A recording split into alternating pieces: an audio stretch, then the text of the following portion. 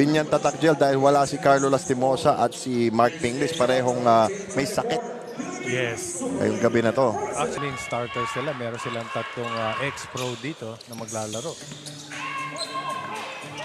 And quick ball movement and one situation off the bat. Partner, pag ganito, yung mga nakakalaban mo, literally mga legends. Fernandez, one of my favorite players. I don't know if I'm going to shake his hand or I'm going to hug him. Another penetration, but Binyan overshooting the mark this time. Both teams, parehong they both wanted to score in an early offense. Actually, yun din nga yung napapansin ko, no? Parang merong kaba.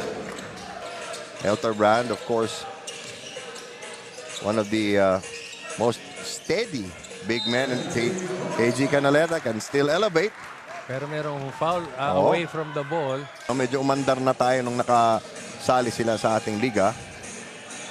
Kaya nga pareho itong it works for Binyan dahil nanalo sila and it didn't work for Big.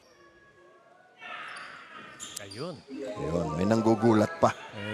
Raimundo looking downstairs. Canaleta. No double team. Na double team. Yun, Ayun. medyo huli dumating. Turnaround. That's what's good about KJ Canaleta. Ito na siguradong foul ka. Long lead pass. Easy bucket. That's a good recognition by Raimundo. Hindi naman pagyayabang kung totoo eh. 2-on-1 situation. Ito ay another fast break play. Parang hindi makuha ng bola. 13-5. Hindi pa nangangalahati yung first quarter natin. Dami na nangyayari. Nice one-legged fall away. Ito Next year. Naku, sarap ng Sarap ng pagkain. Sarap ng pagkain ng inisip eh, no? Hindi yung laro eh. AJ Helterbrand again. Daming nasiyahan doon. Oo. Lalo na nanalo yung FIC. Yun ang maganda. Na hindi nasayang yung biyahe. Ayun ang kanilang punta ron. Jerome Garcia. Nice cut.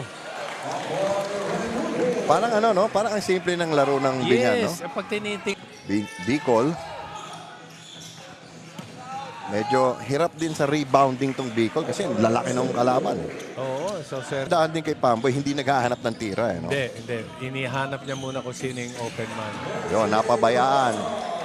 Canaleta with another 3-point shot. Already 3 in the game for Binyan. Easy 2-pointer for Garcia. Canaleta, nice spin inside. Kung walang banta yun, dunk na yun eh. Oo nga. Sila ni Don Belbelano na eventually ended up solid careers with the Pro League. Napakagaling Final 30 seconds. Bicol. No need to hurry, but they take a 3-point shot. Libre. Nahuli ang nag-close out kasi. Meanwhile, Bicol Spicy Oragons are down by 7. Let's see if they can come back in the second quarter. Dilim ba? Dumidilim na eh. Neither team has scored yet. They try 3-point shot from the corner. Ito, medyo sumusugal ang Bicol, no? So sa kanila parang who's open. Dalawa na yung magpipik sa'yo kasi tawagan ng traveling. Wow, Great. great first step there. Ang hirap kung halimbawa, anong message mo? Dapat galingan niya at pilitin niyang manalo. Ayan. Ang hirap. Kundi nun. lagot siya. Ito naman, nakabawi kagad. Ang ganda na sana nung takbo. Itong malaking katawan pero mas malaki yung height at malaking difference ng height namin. Nung panahon na yun, ikaw na yung malaki. Oo, siguro mga 6'1", 6'2". Pero Sinandalan lang eh. Sinandal umatras eh. Parang, uy. Ayun na. Ito na. Lot of effort. No? Canaleta about to return for Binyan. No? Yes, at nagmano sa akin. Nagulat ako. Sabi niya, mano po, Pasko na. Oo. Hindi lang alam pumasok. Rare solo attempt. That was a hard shot. Oo. Hindi. Bay nitong lamang ng Binyan, ano? Oo, parang hindi mo, of course, bababa ng konti. Pero, ayan, katulad yan. May sagot eh. nood sa TV. Wala ka naman eh. Hindi, binura yung audio. Yan, Eto na. perimeter shot. Perimeter shot. Sila nakakapuntos. JP Palomares, Ayun, the oh. basket there. Late close out. Kaso yun ang masakit eh. No? Better coordination for Bicol. Kaya lang, yung sophistication ng play, no? Yes, ayan, katulad yan, a broken play, pero effective naman. Up 5 na yung andon eh, bumaba na yung depensa. Long three-point Oh! shot goes in. Yan ang maganda, no? Yung may bala kang big man na who can shoot from the outside. Hahabol to pag hindi mo napigilan eh. Ayun, an Ayan. early offense. Pag lumobo na yung lamang. Ayun, another open look, an open shot. Binawi yung 3 points. Nakakapagod yun. Saka maganda na yung depensa nila. 2-second difference between the game clock and the shot clock. Ayun Ayan na, pa rin, ano? umiinit na. Para mas may spasyo. Masigurado. Oo. Will they beat the clock? Oh! Yes, they do. Ouch, that's gonna hurt. Masakit yan para sa Bicol. That was a good... At a 15-point lead for Binyan Tatak Gel X. Can the Bicol Spicy Oragons come back? Pahinga ng matagal ng second quarter. and also, Helter Brand. Oo. Hindi natin siya nakita ng second quarter. Hindi na, nagpahinga na. Ayan Para na. sa akin yun, medyo hirap ako sa ganyan. Ang hirap bumalik. Para kailangan ko ulit mag-round robin. Cool. Warm up na naman.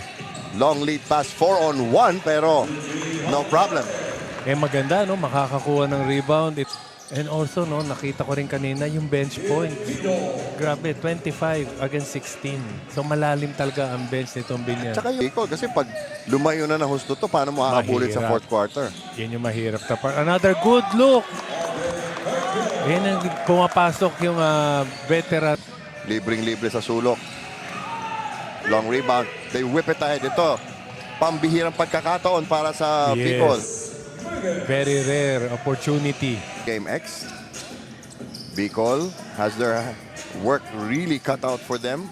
Ayan, point blank. Medyo nakakamuslo Oo. na. Maganda rin. Lumamang pa yung Miss Or, pero naipanalo pa ng QC. Pero at least nakita Oo. natin yung laban. Grabe yung laban yon. Ito, sa... Long time. Ang ganda na nung agaw eh. Ano itong napasok ko? Oo eh. Napaka-relax ng 3-point shot naman na yon. Kanina it was Chan. Nagsosona na kasi itong ito na yung adjustment ng Bicol eh. No? Titirahan ka naman ng 3. Yun lang. Defensive rebounds. Kaso, kinakapos yung mga tira eh. Ayun. May sabi mo, hindi pwedeng makipagpalitan lang eh. Kailangan Hindi lang. Kailangan may stop. may stops. Ayun, oh. Walang naka-box out. Double black eye. Offensive rebound. Plus 2 points. Hirap bawiin ng isang quarter yan. Medyo mataas masyado eh. So ang gagawin lang ng Binyan dito is ubusin nila yung oras. And ito, another connection outside the... Pero sa tingin lang nakakatakot. Oo. At lalo na kung ikaw yung kalaban. Pag ganyan nasa lubong ko, pasalubong pa lang nilalabas ko na yung wallet ko. Yun na. Ayun na. Knowing Coach Boyet, ganyan talaga yan. Alright, let's find out what Bicol can do when we come back with the fourth quarter. You try to cut down the lead. Oo. Hindi yung you will lose by a big margin. Matalo ka na ng konti lang. You know, time has escaped them already. Walk in the park. Yan ang maganda sa mga players, not giving up. Pero kulang eh. RJ Guerrero completes the three-point play. Yun na nga, charge to. Tira yung kalaban. Yun lang. Ito na, bigay. Ang liksi pa rin kumilos ni KG, no? Saka mabuti itong kalaban. They put this game out of reach early. Ayun ang ang tinatawag kailangan bantay. Bicol gets a tip in, but they would have wanted a 3-point shot. Medyo hindi nabibigyan ng post-up itong si KG. Yes. Ayun. Nagkaroon ng ano. And we're just going through the motions of finishing this game. Well, maybe not Binyan. Naglolokohan pa itong dalawa. Ay, walang bawian eh. Oo, Sa playoffs na. Sa Kung magkita playoffs kayo. na.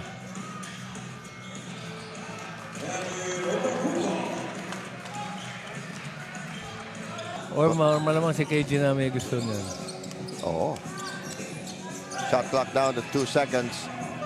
They beat the clock, but they're Right still down by Oo. 24. Tumurin eh, di ba? Of course. Kaya ka nga ipinasok dyan eh. And yung mga teammates mo, hahanapin ka pa niyan. Yan. 3-point shot. They might need it down the road. Yeah, kasi quotient pa rin yun. Oo. Kaso hindi pa rin. The last 5 seconds of the shot clock. Ito na, this is going to be... Yan ang ating final score. Hindi lang malaki yung advantage nila sa lamang. Malaking advantage nila rito sa sa standing.